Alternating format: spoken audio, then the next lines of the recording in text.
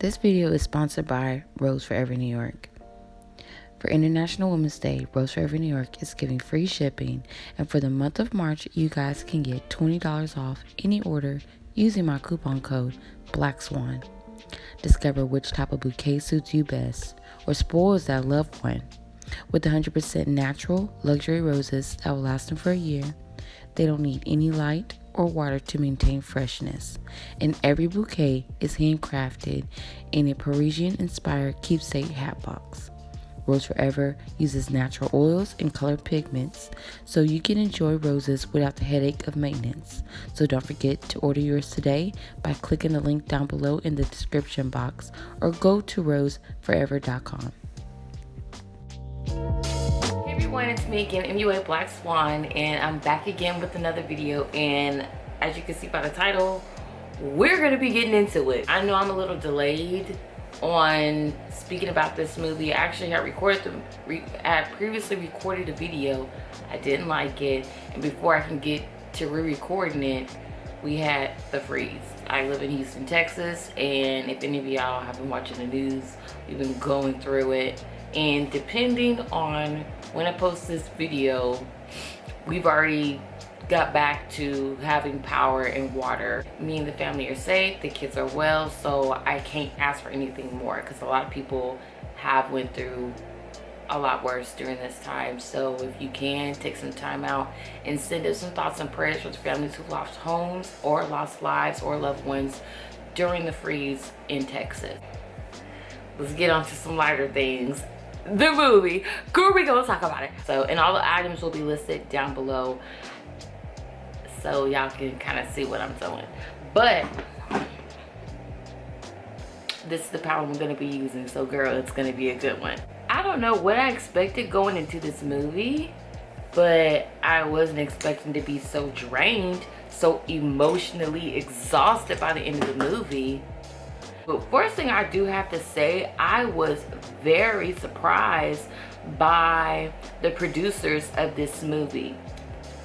The two main actors, John David Washington and Zendaya, they're both producers on this movie. Also, Sam Levinson is the person who written and also is producing this movie as well.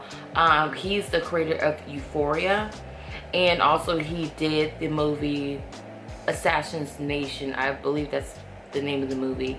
And then also some of the other producers have worked on movies like Queen and Slim, The Source Code, what else? I'm going off the top of my head. Fences. Like, grade A talent was put on this project. So automatically, as soon as I seen this and I seen the trailer for the movie, I already knew this movie was going to get mixed reviews. I already had a feeling that it was going to be a more on the artsy side. It was going to be more of a IFC type of flick. But I personally appreciate the movie because I do like movies with dialogue. I do like movies that reach and actually you see the perspective. You're like more like a voyeur into somebody's life, and then you just get raw life. Like sometimes it can get dull and boring, but I do like the voyeur view of a person. Movie starts. Let's first talk about the actual argument. Look, I'm not even doing my makeup. First of all, we're gonna talk about the argument. The argument starts off with Malcolm and Marie obviously coming home from a very affluent, star-studded movie premiere. They're dressed to the nines. Also, before actually, I'm gonna be doing a whole bunch of this because like my brain just keeps forgetting and picking up things that I remember seeing through the movie. Baby, that soundtrack was hitting. You're not gonna tell me that soundtrack wasn't hitting. First of all, they got marks on that. As soon as I heard the first song, I was born in New York City. I can't sing it. I don't want YouTube to copyright me. In the beginning of the argument, she didn't even want to argue. If y'all remember, I hope y'all did watch it before you're watching this. If you haven't, stopped watching this because you're not gonna know what I'm talking about. So in the beginning of the argument, she's like, I don't want to get into this. I don't want to do this, bro. Like, trust me, you don't want this smoke. all right, because there's a couple of things I've been holding in and I'm about to let loose right now, especially since you already getting on my nerves, you're being obnoxious. So he comes in, he's on one, he is baiting her into an argument, he is poking at her into an argument after she done already told him, this ain't what you want, baby, this ain't what you want. If you want to continue to have a good night, shut it down. That's not what he does, because obviously he's not thinking in his right mind, because he's really feeling himself. Okay, so this is what I ascertained from the argument.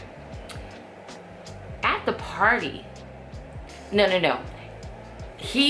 Malcome had a speech before the movie showed, before the movie screening that he directed. That's what they're celebrating. His directorial debut, and he's having like a screening. So before the screening, he does like a speech. During the speech, he thanks everybody and they daddy, and then at first she's like, okay, whatever, because he's like, oh babe, I forgot. I guess like they talked about it during the screening, the actual viewing of the movie, and then she was like, oh yeah, don't worry about it, I'm good, because he was like, oh babe, I'm sorry, I forgot to thank you during the speech. And she was like, okay, yeah, like, don't worry about it, babe, like, I love you, it's your night, whatever. And then they're at the after party, and what triggered her was the people that addressed that. Like, she noticed it. She was like, okay, it was a mistake. In her head, she made a compromise. But then it was insult to injury when his mama and the co-star of the movie was like, oh girl, like, I know you're probably mad about that, but you know, like, telling her, like, addressing it and telling her like, oh girl, like, he didn't thank you, did he? Baby, don't poke my wound. And on top of it, mind your business. And then that's what would made me mad at him over again. Like, and then that's what she said. She was like, I changed my mind. I wasn't mad, now I'm mad. I changed my mind. Because everybody was in my business. Everybody noticed it. And that's embarrassing. The embarrassment of people noticing what you notice.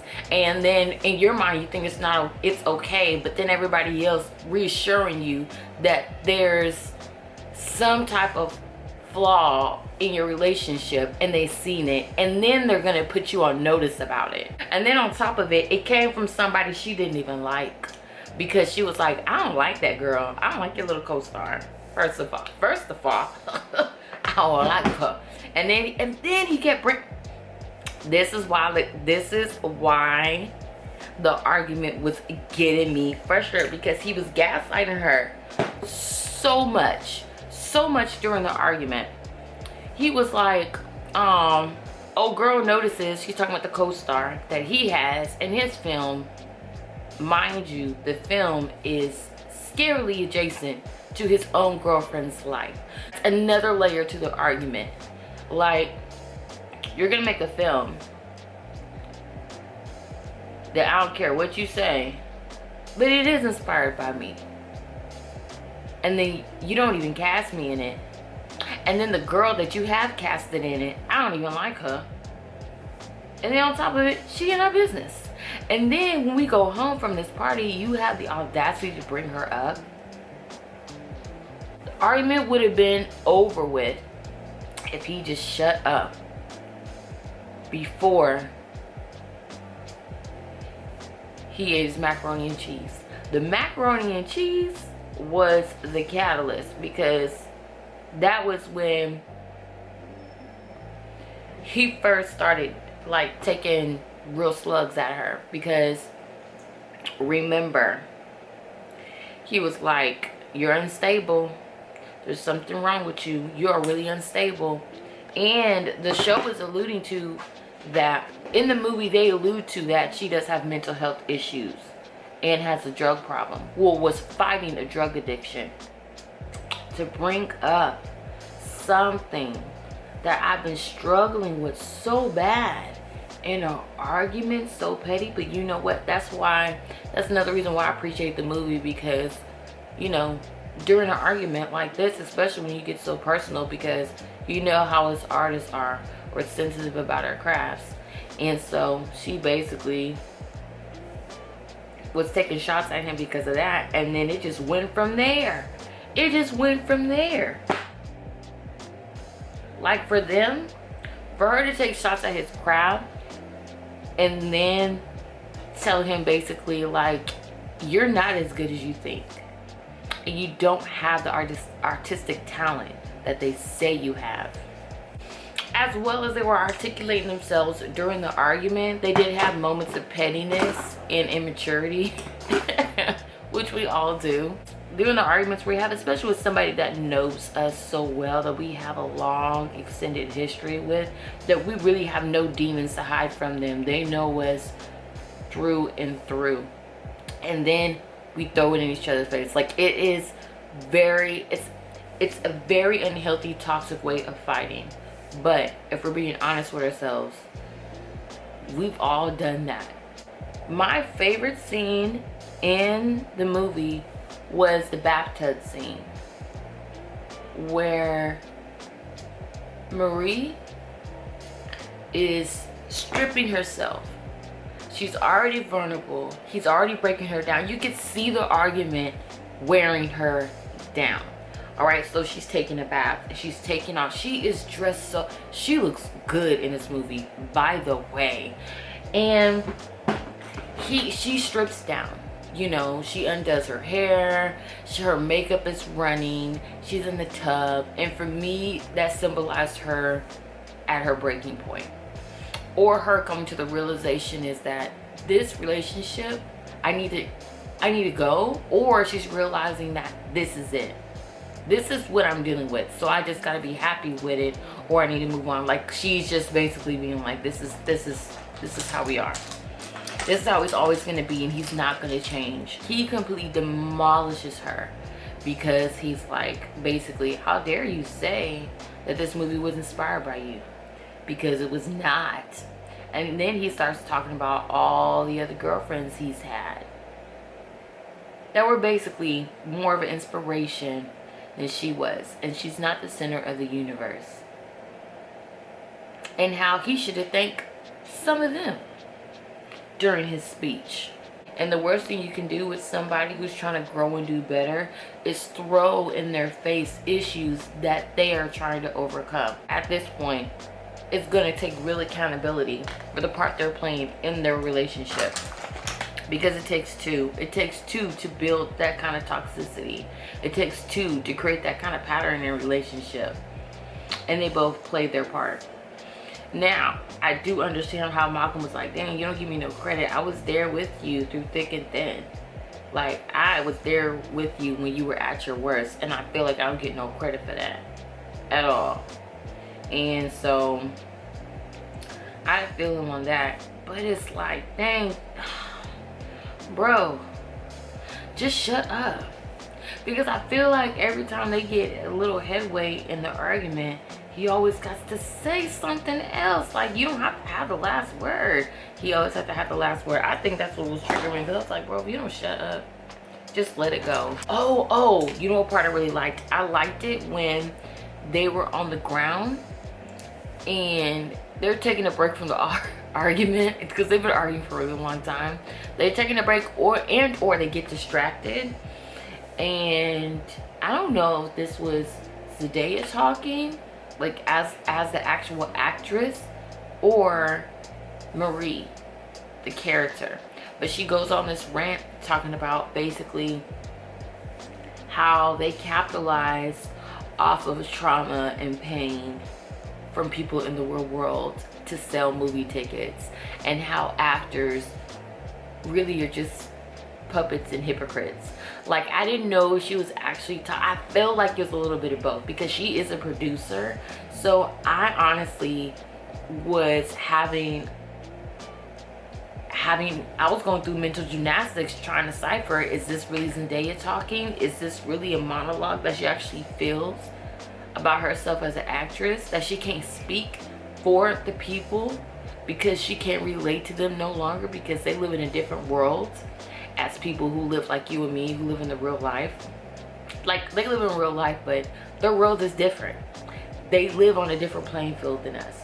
So, and they're telling stories that that 9 times out of 10 they cannot relate to, okay? I really like that rant she went on because it holds. It spoke a lot of truth about the industry and stuff like that. When she had brought up that in the movie it was about her, and the reason why she was angry about her not getting casted for the role, the lead role, was because she felt like it was her story to tell, and that her own boyfriend and the lead actress took that story away from her and spoke for her. When she said that, for me, it sent me, because I was just like, dang, like, yeah, that's how it be feeling. That's how it be feeling when you have people make these movies about, you know, like black women, black empowerment, stuff like that, and or black suffering, and you're not connected to the people. You're not. It's directed and produced by people who have no dog in the fight. You can't speak for a group of people that you are not a part of and actively not listen to them. There are parts where I understood both sides they were coming from. Both of them have put in a lot of time and love and work into the relationship, but it felt like one of those things where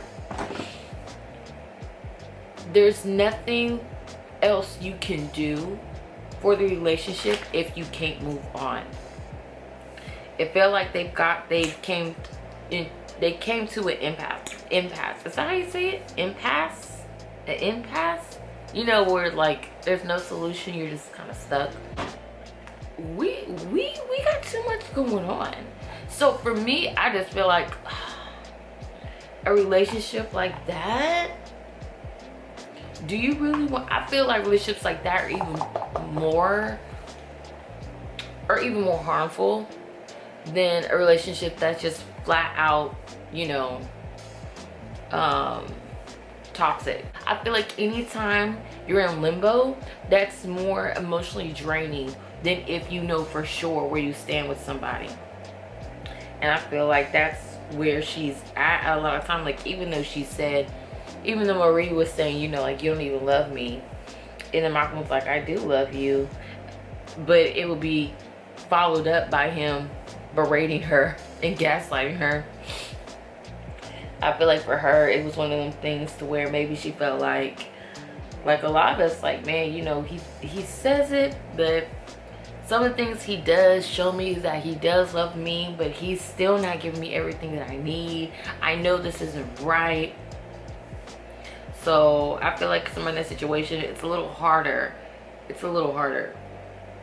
for them to figure out if this person needs any more of your time or not, especially when you've been through so much and then you haven't been as innocent as, you know, as you feel like maybe you would want to have been in the relationship, because she does talk about, you know, like how she cheated on him and stuff, and then he stuck by her. So maybe she has that guilt latched on to her wanting to stay, and then him wanting to stay with her because he sees the good in her and how she actually is a really good girlfriend. She's super supportive, and he does have so many strong attachments and the feelings for her, and he does want to go on this journey with her. But ooh, girl, it was just so much. This is too light. Y'all, look how crazy I look. Oops. Whoops. I wasn't paying attention when I put it on haste. I'm gonna blend it out. Just know, when you get into this movie, it will be very emotionally draining.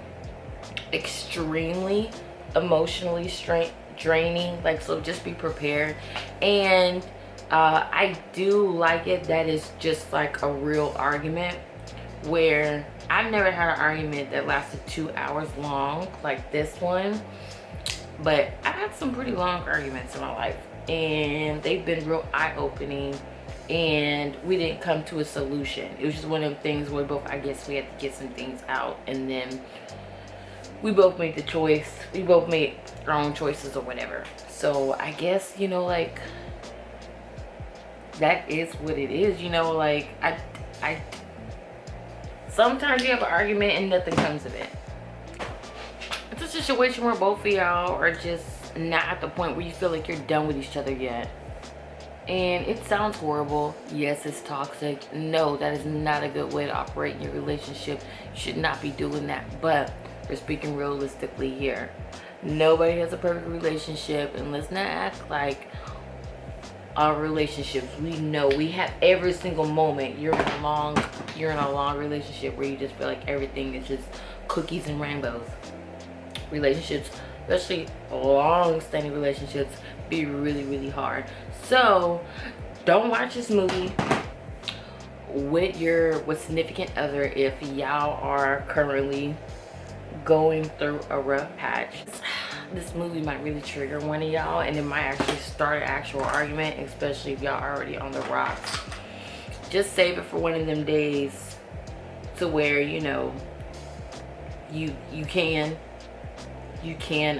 absorb it, and or y'all both mature enough, or y'all have the communication that's good enough to be like, okay, we can agree to disagree, and or you can compartmentalize the movie from your own personal life and your own personal relationship. That's how good the movie is. If I could sit here and be like, don't watch this movie in real life because baby, it might get you to argue, that's how well they're arguing. That's how well they're acting in the movie. If they can actually convince you and be like, man, like, yep, that's how it would be. You would say the same thing. You would act the same way. They're acting their butts off because I forgot where I've seen this, but somebody was like, a good actor doesn't act mad. You've seen people act mad, okay? The best example I could think of is Beyonce in that movie Obsessed. I love me some Beyonce. I do attend the church of Beyonce. I do. I'm a big fan.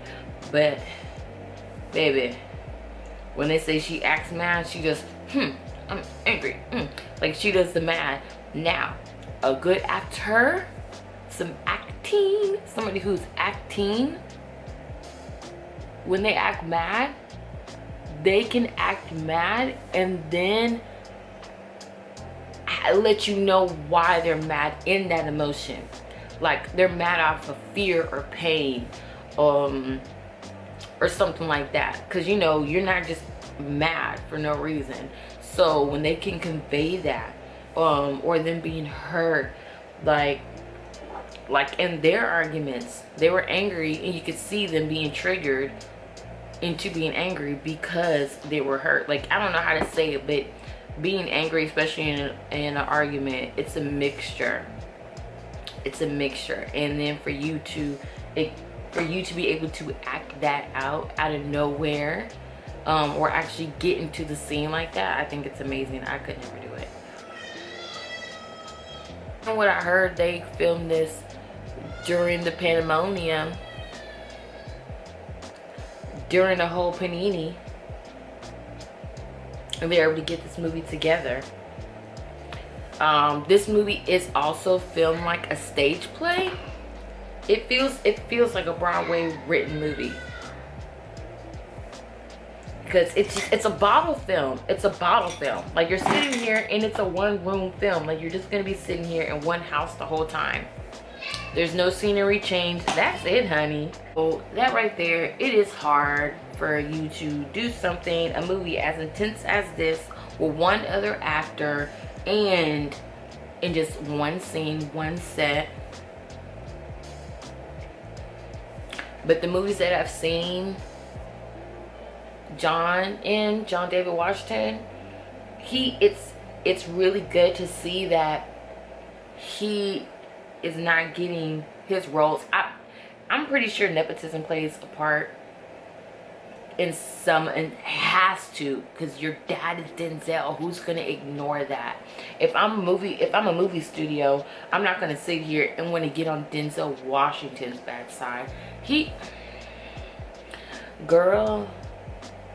been in the game 30+ years. Ain't no way I'm gonna be a big studio and be like, no, like I'm gonna want to be on this man's good side. But you can tell that his skill is not, you can't get that through nepotism. He is earning them parts. He is taking them roles and he is running with them. He is doing the utmost respect to them roles. Okay, I like the way he was acting in Tenet. I like the way he was in what movie was that where he played that cop that infiltrated the KKK? Oh my gosh, I forgot the name of that movie. He was acting good in that one. I really didn't get to go through that whole movie because my kids kept popping in and out, and that's not a movie I really want my kids to be overhearing. The movie has a lot of harsh language. It's triggering. It has a lot of sensitive subjects. So the way he was in that movie was really good. The parts that I did see, so yeah, like I appreciate it. I appreciate his style. I appreciate his dedication. He keeps this up,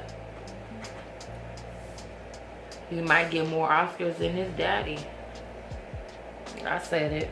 Zendaya, this is probably the most sexualized I've ever seen her, the most mature role I've ever seen her in. And yes, this is coming off of Euphoria. I feel like this one made me look at her different, respectfully, as an actress. I did not see her as a child, which I usually do. I usually see her as a child. I grew up with her, okay? Zapped. And I just feel like her ability, I knew she was a good actor, but good Lord, baby. You put her with the right script, with the right scene, and the right, oh, And then also, I think it was interesting that, what's his name? Sam Levinson.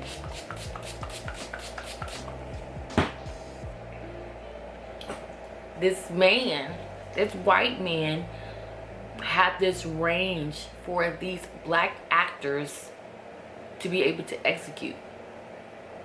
Okay? The language, the style of the movie. It was not, it didn't trick. When I was thinking about it, I was like, oh yeah, like this had to have been like up. I was just assuming it was a black director just because of the aesthetic and the style, and then also the way they were talking.